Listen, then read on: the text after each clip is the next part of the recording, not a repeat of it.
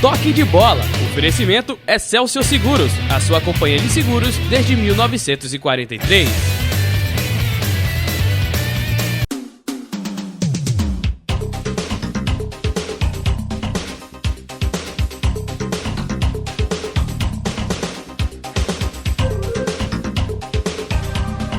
Boa noite, amigos da Nova Nordeste, boa noite, amigos do Toque de Bola. Para você que não gosta de novela mexicana, uma boa é você estar com a gente a partir de agora aqui no nosso Toque de Bola itinerante, feito hoje aqui do nosso Boi Brasa, o único rodízio que é exatamente na Avenida Boa Viagem. Ou seja, a gente grava o programa, vendo esse marzão de meu Deus aqui na nossa frente, é muito legal, muito agradável. Carnes nobres, um atendimento maravilhoso do César e de toda a equipe do Boi Brasa que fica aqui em Boa Viagem. Hoje um convidado bastante especial para o torcedor do Santa Cruz. Nós estamos trazendo um jogador que atua no 15 Piracicaba, Botafogo de São Paulo, Ponte Preta, Botafogo de Ribeirão Preto, Catanduvense, Comercial de São Paulo, Rio Branco, 13 CSA, América Natal, e está no Santa e diz que tem apenas 27 anos, cara. Brincadeira o negócio desse. Começa mal na história, né? Daniel Costa, tudo bem? Seja bem-vindo, cara. Boa noite. Obrigado aí pelo convite. Deu uma rodada boa já, né? Fala aquela frase que todos gostam de dizer, comecei cedo, fala. Mas é verdade, com 18 anos que eu comecei a rodar pelos clubes lá do interior de São Paulo. E 2013 que daí eu vim aqui pro Nordeste, pro 13 da Paraíba. Daí onde eu tô até hoje aqui por esse lado. Por essa região, né? Paraíba, vai para Rio Grande do Norte, vem aqui para Pernambuco. Dos clubes que você participou, pelo que eu tô vendo aqui, acho que o de maior projeção é o Santa, né? A Ponte Preta também tem um bom mercado em São Paulo, tem uma grande torcida lá em Campinas. Mas time de ponta de torcida realmente, eu acho que o Santa Cruz é o mais forte até agora na tua carreira, né, Daniel? Com certeza. Pela torcida que tem também, né? É uma torcida apaixonada, que aonde você vai, todo mundo conhece o Santa por causa da torcida, dessa paixão. Então é um clube centenário também, então eu acredito mesmo que seja o clube assim de maior projeção. Vamos falar um pouquinho do início da tua carreira. Você teve base, você chegou a participar de infantil, juvenil, júnior? Sim, pelo 15 de Piracicaba. Quantos anos? Comecei no sub-15, joguei sub-15, sub-17, sub-20. Em 2003 que eu fui para o 15, que fiquei até 2007 lá. É impressionante como isso faz a diferença, principalmente para jogadores que atuam na tua região, né? Quer dizer, na tua área. Você jogar de meio campo, você tem que ter domínio, controle de bola e fundamentalmente passe. E quanto mais cedo você aprende esses fundamentos, Daniel, mais você consegue executá-lo, né? Se eu te falar que eu não comecei, que eu não era meia no início da minha carreira... Normal, você era o quê? Goleiro? Fala pra mim. Zagueiro. Zagueiro. Eu era zagueiro de sobra, né? Um líbero, pode ser? Mas dificilmente a gente jogava com 3 zagueiros, era 2 mesmo, mas eu ficava mais na sobra. Tinha um outro menino que mais marcava e eu já acabava me destacando assim pela qualidade. Mas isso aonde? Em que idade? Me situa aí. Sub-15. No sub-15? Nas escolinhas, né? E quando eu fui para o 15 eu fui como zagueiro. Aí no sub-17 a gente estava disputando um campeonato, aconteceu um imprevisto com 3 jogadores de frente. E o treinador perguntou se eu jogava de atacante. Eu falei, de atacante não, mas de meia eu acho que eu consigo. Isso já com quantos anos? Com 17 anos. 17. E era uma final, um campeonato assim, regional, e nós ganhamos de 3-1, eu acabei fazendo 2 gols e de lá pra cá eu não saí mais dessa posição. Mas que meia é essa? É uma meia convencional com 2 meias jogando pela meia direita, pelo lado direito? É um meia que gosta de jogar com 3 volantes atrás? É o meia que se sente mais à vontade dividindo esse protagonismo com o outro cara que também atue por ali? É o meia que prefere jogar um 4-5-1 com 2 volantes e 3 jogadores ali fazendo uma linha de 3 com um centroavante mais à frente? Qual é o teu sistema em que você se sente mais à vontade, Daniel? Eu sou daquele... Não vem dizer que o treinador bota onde quiser. Não, eu vou falar o teu. O sistema é um sistema que eu esteja entre os 11, primeiramente. Primeiro é essa, tá bom. Mas eu prefiro jogando assim, com 2 volantes, um meia e 3 atacantes. Porque eu acredito que a gente tem mais opções, né? Pelas minhas características, que é de passe, de lançamentos.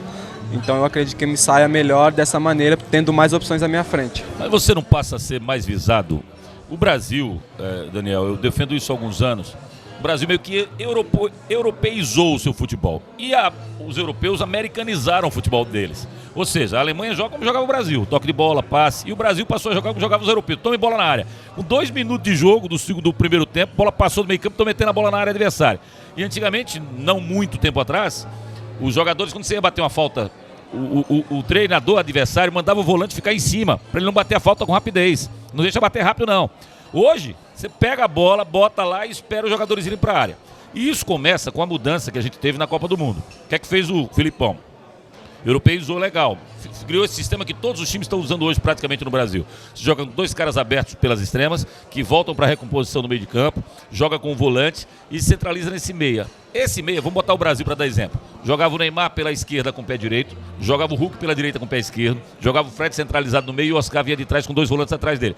Marcava o Oscar, matava o Brasil. Essa bola não chegava com qualidade. Quando você bota um quadradinho normalzinho, 2 volantes, 2 meias, 2 atacantes, isso não faz com que o futebol brasileiro volte a ter a sua essência, porque se você está bem vigiado, vão ter que vigiar outro também do lado. E ainda tem uns volantes que normalmente no Brasil, no caso da seleção pelo menos, tem a qualidade de chegar no ataque.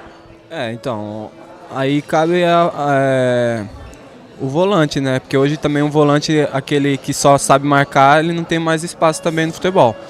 Então você tendo 2 volantes, que no mínimo um, que ele saia para jogar, ele vai ser a surpresa. Aí tendo o meia vigiado, o meia sabendo fazendo a movimentação, abrindo o espaço e vindo um volante de trás, eu acredito que dá certo, né? Agora cabe isso, né? Ter esse volante que sabe sair pro jogo, sabe fazer aquele 1-2, tem um bom passe, que daí acaba se destacando. Mas eu tenho discutido inúmeras vezes com treinadores de futebol sobre essa história. Não pode ser mudada para mim, Daniel, a prioridade do atleta.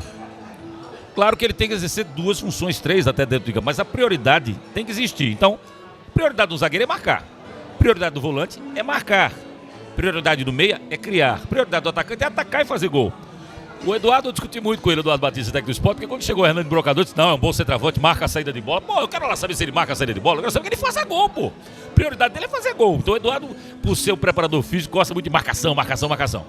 Aí eu te coloco assim, ó. O Sport foi jogar agora no meio de semana contra o Joinville e o Eduardo repetiu a formação que ele fez no jogo contra o Fluminense.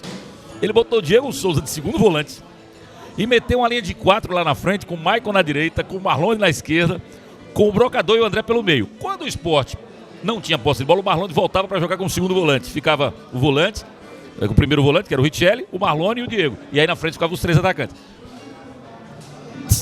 O que eu pedi pro Eduardo várias vezes? Faz o óbvio que faz. Dei o exemplo do Santa Cruz. O que é que o Santa fez? Na hora que você jogou com 2 meias, você e o João Paulo, fora de casa contra o Boa, você jogou uma preocupação enorme pro Boa ter que marcar vocês, amigão.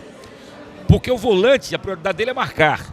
Então, se o Sport jogasse, por exemplo, com Richelli e Mancha, ou para ficar bem bonitinho, ó, Richelli destro, volante pela direita. O Wendel canhoto, volante pela esquerda. Diego Souza, destro, meia pela direita. O Regis, canhoto, meia pela esquerda. Um atacante fixo e um pêndulo. O Michael Leite jurando para um lado para outro, a história seria outra. Aí se diz assim, mas os volantes, exatamente para bater de frente o que você está dizendo. Mas aí os volantes do lado de lá vão ter liberdade para chegar, porque Regis e Diego não recompõem tanto. Qual é a prioridade, velho? A do volante, né, marcar? Primeiro é que ele sair nas costas do Diego, o Diego tomar nas costas dele, o técnico do outro lado vai dizer, vai mais não, fica aqui, não sai mais daqui não. Então no caso dos volantes do Santa que estão jogando atrás de você, se o time adversário jogar com 2 meses, você vai ficar só. Ele vai colar um volante em você e vai botar um dos zagueiros na sobra para você criar, fica complicado, Daniel. Eu penso assim também. Mas é naquilo que você falou, né? Que o Brasil hoje está querendo muito imitar o futebol europeu. Então acaba fazendo esse tipo de... essas estratégias, essa tática de jogar com 3 homens abertos. Lógico que você tendo um outro meia do seu lado, você acaba dividindo, né, essa responsabilidade de armação. E eu penso dessa maneira mesmo, que o meia, a primeira função dele é atacar. Se ficar voltando muito para marcar lá na zaga, os volantes vão ver, esse meia aqui não vai jogar. Então os volantes vão começar a sair. E aí a preocupação do meia vai ser marcar o volante e vai esquecer de criar. Então, e se o volante também vê que o meia não está recompondo tanto, fica ali perto e acontece algum perigo de gol, a prioridade dele vai ficar marcando o meia e não vai sair mais. É bem isso mesmo. Quando eu pergunto para os jogadores, é bem interessante isso. Eu pergunto para um atacante, qual o esquema que você prefere? Ele bota 3 atacantes lá, né? Você pega para um meia, bota 2 meias ou 3 meias ali, tá bom? 2 volantes atrás, de preferência. Você pergunta para um zagueiro, ele quer jogar com 3 zagueiros. O lateral, então, 4 zagueiros, que é para ele sair e ir embora lá pro ataque. Cada um tem a sua preferência de acordo com a sua função que ele está exercendo dentro de campo. Aí fala um pouco da tua carreira. Você saiu de volante, de zagueiro para meia, se firmou como meia aos 17 anos de idade. Mas você chegou em algum momento a pensar, quando garoto, que você seria jogador de futebol? Ou tu tinhas mira em outra profissão, do pai, da mãe, enfim? Não. Sempre eu quis ser jogador. Quando eu estava no 15, eu até comecei a fazer faculdade, né, de educação física mesmo. Mas daí, por causa dos horários, eu acabei trancando e de lá pra cá eu só tô focando nisso mesmo, né, nessa minha profissão. E ainda tenho ambições de chegar num lugar, num clube grande. Mostra aqui, Léo, mostra o filhão aqui, ó. Numa Europa, né? Mostra o filhão aqui que quer participar da entrevista também. Bota ele no colo, Daniel, bota ele no colo. Vem cá para participar com a gente da entrevista. Como é que é o nome dele? Como é que é o nome dele, Daniel? Vinícius. Vinícius está aqui com a gente também. 1 ano e 9 meses. Você vai ser jogador de futebol também? O que você acha? Vai Do jogar que bola ele também com o gosta, pai? ele vê eu e já começa a falar gol, começa a querer chutar a bola. Isso Você acha que tem habilidade? Tem habilidade? Ele é canhoto. Ih, então os cara, canhotos já... Canhotos são bons de bola. Os canhotos são... Aí vamos ver, né? Pra ele crescer. Ou vai ser muito bom ou não vai jogar nada. Canhoto não tem meio tempo, não. É 880, né? 880. E aí você foi foi galgando algumas equipes, né? Foi crescendo, mudando de rumo. E quando você se sentiu jogador profissional? Quando você sentiu que a tua carreira deslanchar jogando futebol? Cara, não faz muito tempo isso, né? Porque em 2012 eu passei por bastante dificuldades. Até cheguei a pensar em parar de jogar. Chegou quando? 2012? Em 2012, Por quê? Eu tinha acabado de casar. Não, eu tinha acabado de casar e eu passei por alguns clubes que eu não recebi. De 12 meses no ano, né? Eu fiquei empregado 7 meses. E desses 7 meses eu recebi só 5. Então, contando com os outros meses que eu fiquei desempregado, foi praticamente 6 meses, né, que eu fiquei sem receber. Então, eu tinha acabado de casar, sabe como é, né? Ter conta, essas coisas. Eu acabei até chegar a pensar em parar. Aí eu fui para o 13, em 2013, que aí foi um clube onde que eu acabei tendo uma boa sequência, jogando mais, fazendo bastante gols. Você estava no time do 13 quando o 13 enfrentou o Santa Cruz pela Série D? Não, foi um né? ano depois. Um ano depois. Que eu cheguei lá, foi em 2013. Daí já tava na Série C. E aí depois que eu fui pro CSA em 2014, que daí eu também fiz uma boa campanha lá, e daí a partir daquele momento que eu vi que daí começou a aparecer bastante coisas assim. Obrigado, Vinícius, pela sua participação, muito legal. Obrigado, tchau. Viu? Valeu. Quais foram os treinadores que você teve, que te marcaram, que te passaram alguma coisa que você gostou? O Oliveira, o próprio Roberto Fernandes, aprendi bastante com ele.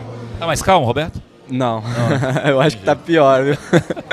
Principalmente quando joga jogos importantes, clássicos principalmente, ele se transforma de uma maneira, mas é um cara assim que na parte tática ele é muito inteligente. Nós ganhamos jogos lá que foi por causa dele mesmo, que ele, assim, na parte tática ele bagunçou na cabeça do treinador adversário. Então, trabalhei com o Sérgio Guedes também na Ponte Preta, foi um treinador que... Sérgio continua falando pouco? Ele fala bem, e fala difícil também. Rapaz. Se não prestar bem atenção, você não entende.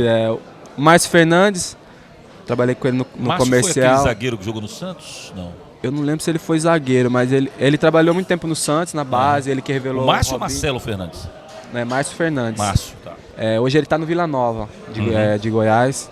Ele que revelou o Neymar, o Ganso. Ele trabalhou muito tempo na base lá do Santos.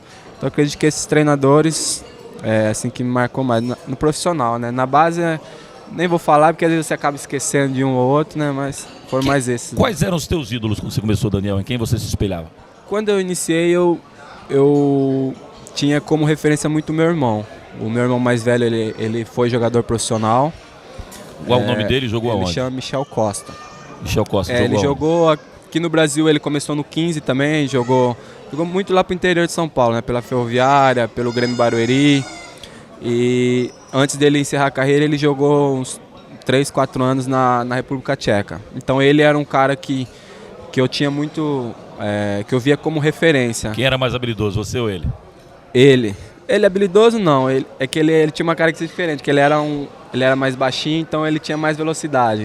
Ele jogava também na mesma posição. Não, ele era meia também. Ele era um cara que carregava mais a bola, né? Mas ele tinha também uma facilidade de bater na bola, de faltas, escanteios. Então era um cara que eu sempre tive uma referência. Já a gente vai falar um pouco sobre o Santa Cruz em si, quais os planos do Daniel. Mas agora a gente lembra que a Companhia Excelsior de Seguros é uma empresa de abrangência nacional com forte atuação regional. Foi fundada em 43 e teve matriz transferida em 96 do Rio aqui para o Recife. E é a única matriz, a única seguradora com a matriz ativa em todo o Norte e Nordeste do Brasil. Entre os vários diversos produtos oferecidos pela Excelsior estão o seguro garantia, aeronáutico, habitacional, residencial, empresarial, responsabilidade civil, equipamentos móveis e estacionários, riscos diversos e vida em grupo, além de acidentes pessoais em grupo. Nos planos Excelsior estão manutenção do alto índice de crescimento com foco prioritário de expansão nas operações das regiões sul e sudeste do Brasil. Excelsior Seguros. Quem te trouxe para o Santa? Quem pediu tua contratação? Foi o professor Ricardinho, que ele estava aqui na época, e daí o Sandro, que entrou em contato com o meu representante, e a gente acabou acertando e eu vim para cá. Aí o Ricardinho não deu certo, chegou o Martelotti. Qual a principal diferença entre os dois, na sua concepção? Olha, os dois são bem calmos, né? Assim, em treinamentos, nos jogos. Uma diferença, assim, não vejo tanta diferença nos dois, não. Eles são treinadores capacitados, a maneira de trabalhar é praticamente a mesma. Parece mais solto, né? O Marcelo... O time sai mais o Marcelo, ele tem o esquema de jogo dele, né, que ele não muda muito, que é esse esquema com 3 atacantes. O professor Ricardinho já gostava mais de preencher o meio, né? Tanto é que a gente chegou a jogar aí com 3 meia praticamente. Então, assim, eu não vejo uma grande diferença não entre os dois. Assim, eu não vou saber te dizer qual é a diferença. Os dois têm uma personalidade semelhante nessa calma que você fala. Se a gente vai falar do Roberto Fernandes, a história é bem diferente. A cada 5 palavras lá no campo, no treinamento, 6 são palavrões, né? Mas nessa parte tática, o que eu discuti um pouco com o Ricardinho, primeiro, fica até chato você falar alguma coisa porque você foi convidado por ele até para ir para o Santa Cruz. É uma opinião mais que eu estou puxando para mim. Eu acho que o Ricardinho cometeu 2 erros. O primeiro erro do Ricardinho é que ele pensa que como treinador ele tem o sucesso já que ele teve como jogador. Não foi. Vai ter que galgar muito, vai ter que crescer muito para consolidar o nome dele como treinador. Isso atrapalha um pouco. E o segundo ponto é que o Ricardinho, eu perguntei, Ricardo, por que você não define o time do Santa? Ele falou, primeiro eu tenho que ver a qualidade para depois encaixar. E às vezes, Daniel, acontece o inverso. Às vezes você precisa encaixar para a qualidade surgir. Porque tem jogador que meio que, quando vê que está na mira da torcida, toca do lado, se esconde atrás do volante, né? Os atacantes se escondem atrás do zagueiro. E quando você consegue a titularidade, você tem a autoconfiança um pouco mais forte. E aí você consegue aflorar um pouco mais, mostrar um pouco mais o futebol que tem. Então, por exemplo, o Ricardinho, quando foi no Campeonato Pernambucano, acho que foi antes do jogo ser atalhada, ele definiu um time. Aí o Santa ganhou 3-0 do Serra, saiu ganhando uma sequência. O Santa passou 7 jogos sem perder até ganhar o título. Teve aquele jogo lá da Ilha contra o Sport, né, que foi empate, com gols 47 do segundo tempo do João Paulo lá. Depois entrou nas semifinais. Aí ganhou, empatou, ganhou as 2 central, empatou um e ganhou outro do Salgueiro. Então foram 7 jogos sem perder. No primeiro jogo que o Santa joga com o Macaé e que perde, ele já começa a mudar o time de novo. E aí não mais repetiu a formação do time. E o caso do Marcelo me parece um pouco diferente. Ele vai, de acordo com o time rendendo, ele vai manter o time, embora tenha dito já também para todo mundo que não vai titularizar ninguém não, porque é um grupo. Com qual das circunstâncias você se sente melhor? Aquela em que o cara que treina na sexta-feira é escalado, o que treina melhor é escalado, ou aquela em que o treinador prefere manter o time para o jogo seguinte? Lógico que quando o jogador sabe que ele vai jogar, a concentração dele, a preparação é outra, né? Isso mesmo, o Marcelo, ele deixou isso bem claro, que ele sempre vai estar procurando mesmo fazer rodízio. Isso aí de titulares são poucos que estão tendo uma sequência de bastante jogos como titular. E isso é bom que todos os jogadores ficam preparados, né? Eu sou daqueles que prefiro ser avisado antes, do que chegar na hora e Lógico que você se prepara a semana, mas que nem eu disse, a concentração sua, a sua maneira de, às vezes até a alimentação, você procura tá se alimentando de uma outra maneira quando você sabe que você vai jogar.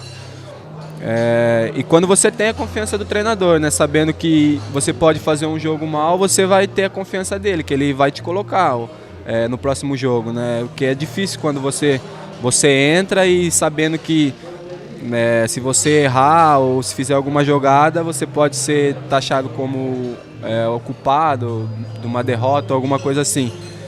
Então, o professor Marcelo ele tem dado essa confiança a todos.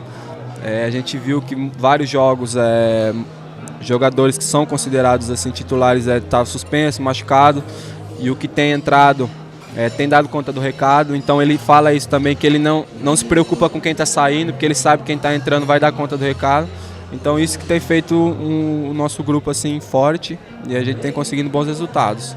Que tipo de jogador você é? Você estava falando agora de se sentir titular. É o jogador dá em mim que eu resolvo, ou é jogador de ser tocado de lado que a torcida está pegando no pé? Não, eu não procuro não esconder do jogo não. Até porque pela minha função, se eu ficar escondendo, a equipe acaba não jogando. Lógico que não é fácil você estar num jogo e a torcida vaiando, quando você pega na bola, você tem que ter uma concentração muito grande dentro do jogo, um fator psicológico seu tem que estar muito, muito bem, mas eu não sou do jogador que foge da raia não. A primeira dupla, João Paulo e Daniel, ela começou bem, conquistou o país, mas não durou muito.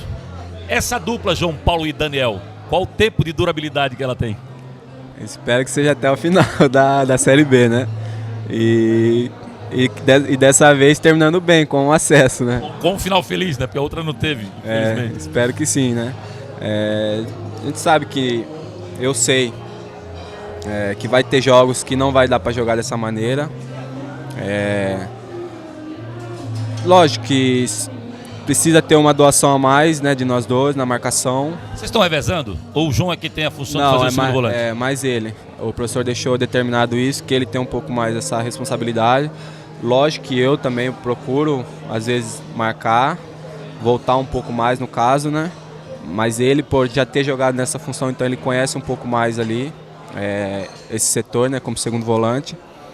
Então, como eu estava dizendo, eu acredito que não vai ser todos os jogos que ele vai jogar dessa maneira, mas enquanto ele optar por isso, a gente vai tentar fazer o melhor e daí pode até ser que mude, né? A cabeça dele ele mantenha até o final. Vamos torcer, porque se ele mantiver, é porque deu certo, tá dando certo, né? Então vamos torcer para que o Santa continue galgando e conquistando pontos. O Náutico estava 12 pontos à frente do Santa, Daniel, e eu falei que o Santa ia chegar na frente do Náutico. Porque o elenco do Náutico, para mim, ele é mais limitado. O elenco do Santa, para mim, ele é melhor. E também cheguei a falar que esse elenco do Santa Cruz não é elenco para dever a nenhum time que está disputando a Série B. Venceu fora de casa, não só tirou os 12 pontos de diferença do Náutico, como botou 4 pontos à frente do Náutico na competição. E hoje briga de igual para igual. Quem são os principais adversários do Santa para você? Nós temos 8 equipes, talvez 9, brigando efetivamente para subir. Ou seja, 50% apenas irão subir, 50% vão ficar no meio do caminho. Mas quais são os adversários que você vê com mais fortes? O Botafogo pelo dinheiro e pelo momento? Ou você aposta no Bahia, no Vitória? Nós temos conversado isso entre nós lá no grupo. Não tem, na Série B esse ano não tem nenhum time assim que você possa olhar e falar, olha, esse time é um bicho-papão, a vaga dele já é garantida. Tem os clubes de tradições, né, que tem o Vitória, o Bahia, que como desceram da Série A, tem um investimento maior, o próprio Botafogo. Mas são times que nós demonstramos, né, que não são nenhum bicho-papões, que nós temos força para jogar de igual para igual contra todos. E está sendo em detalhes, né, está sendo resolvido em detalhes os jogos. Então, eu acredito que esses times que estão na nossa frente são os times que nós temos que olhar e falar, não, esse time a gente tem que bater, são esses. A gente não pode olhar para baixo, sabendo que tem times que estão embaixo de nós, que também estão pensando e tem condições de chegar entre os 4. Mas eu acredito que são esses times mesmo que estão principalmente no G4, né? Que ainda a gente vai jogar contra, que é o Paysandu não, né? O Sampaio Corrêa, o Vitória, Bahia, Botafogo. Então são esses times que nós temos que olhar e falar que não, esse aí a gente tem que ganhar deles de qualquer jeito. Como é o nome da patroa? Débora. Você já foi com Dona Débora para as dunas de Genipabu fazer passeio de bug? Ia direto, quase todo final de semana. Quando você chega lá, qual a pergunta que o bugueiro faz? A primeira pergunta que ele faz? Com emoção e sem emoção. A gente fala sobre isso já já.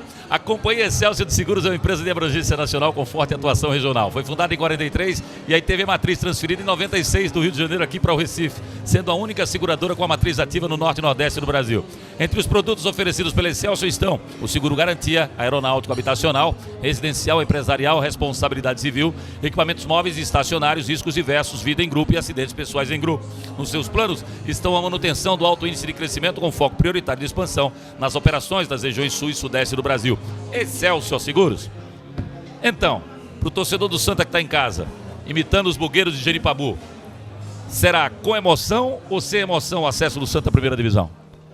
Pode ser qualquer um dos dois, né? Que a gente suba. Mas vamos tentar garantir o quanto antes. A gente sabe que nós temos chances reais de subir. Porque, como eu disse, não tem nenhum time assim que é fora de série. Então, temos assim grande chance mesmo de subir. Então acho que independente de ser na última ou na... Você acha que sobe na penúltima, na antepenúltima, ou vai ficar para a última rodada mesmo?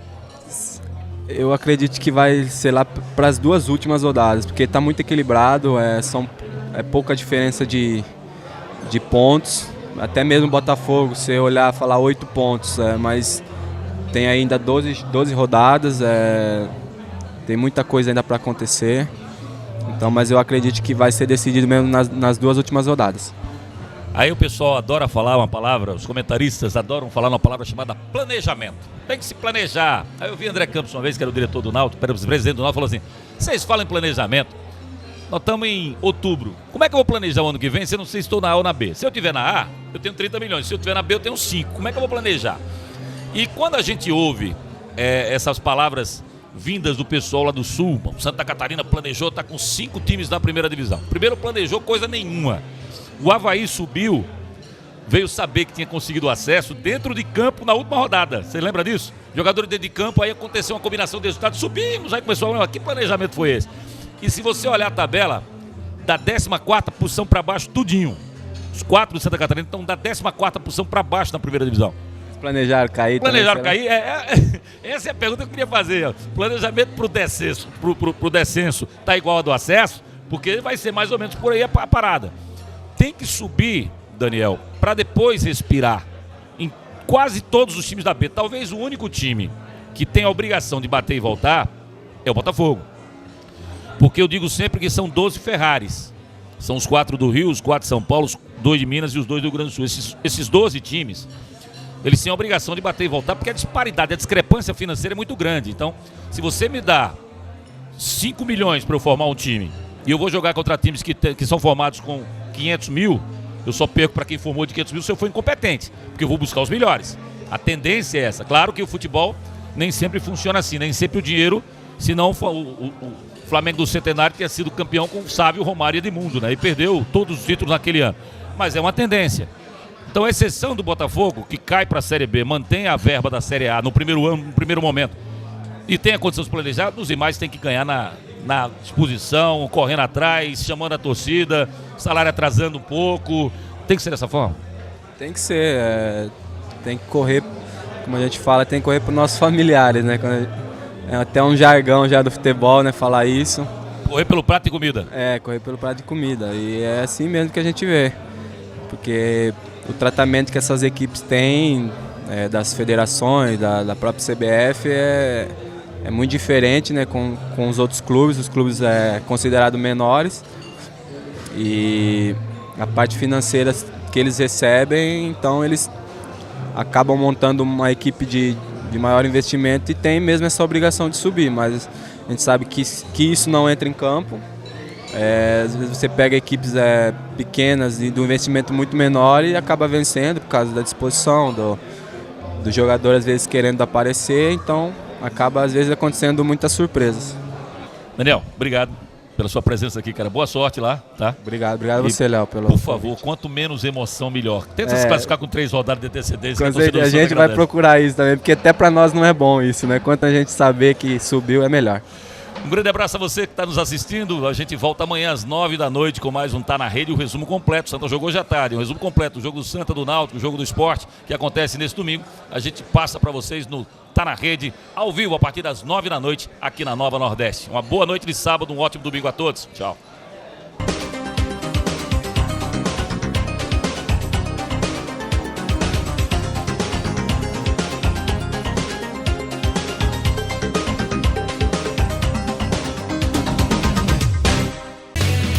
Toque de bola. Oferecimento Excelsior Seguros, a sua companhia de seguros desde 1943.